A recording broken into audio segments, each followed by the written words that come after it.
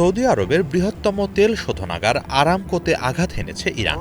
এই হামলার ঘটনায় উপসাগর জুড়ে যুদ্ধের দামামা আরও তীব্র হচ্ছে।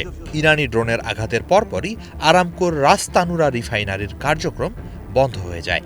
আল জাজিরা সহ আন্তর্জাতিক বিভিন্ন সংবাদ মাধ্যমের খবরে বলা হয়, হামলার জেরে স্থাপনাটির একটি অংশে আগুন ছড়িয়ে পড়ে এবং পরিস্থিতি নিয়ন্ত্রণে আনতে জরুরি ব্যবস্থা নিতে হয়।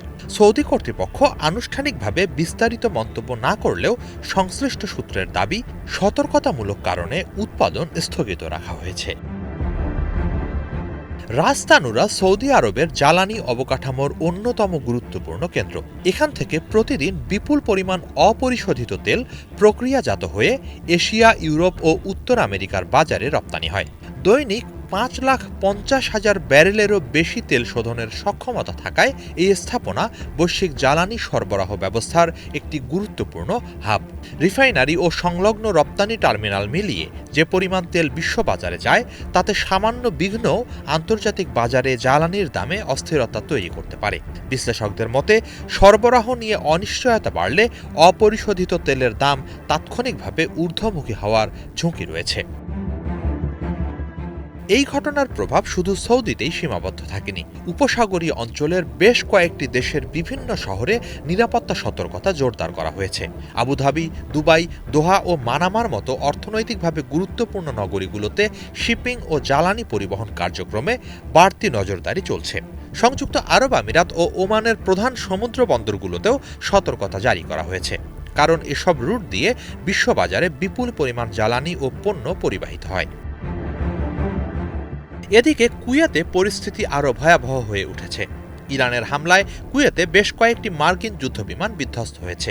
দেশটির প্রতিরক্ষা মন্ত্রণালয়ের বরাতে সোমবার এক প্রতিবেদনে এ তথ্য জানিয়েছে আল জাজিরা। এর আগে সেখানে মিসাইলের আঘাতে মার্কিন বিমান বাহিনীর একটি F-15 ফাইটার জেট বিধ্বস্ত হয়েছে বলে জানায় ইরান। সামাজিক যোগাযোগ মাধ্যমে ছড়িয়ে পড়া একাধিক ভিডিও ফুটেজে যুদ্ধবিমানটি বিধ্বস্ত হওয়ার দৃশ্য দেখা গেছে। ভিডিওতে একটি F-15 যুদ্ধবিমানকে ধীর গতিতে নিচে ঘূর্ণায়মান অবস্থায় নামতে দেখা যায়। এ সময় বিমানটির পেছন থেকে আগুনের শিখা বেরোচ্ছিল। এছাড়া ইরানি মিসাইল বা ড্রোন কুয়েতের মার্কিন দূতাবাসে আঘাত হেনেছে বলেও বিভিন্ন সংবাদ মাধ্যম জানাচ্ছে। এখানকার মার্কিন দূতাবাস ঘিরে আগুন ও ব্যাপক ধোঁয়ার কুণ্ডলীর কথা জানিয়েছে আল জাজিরা।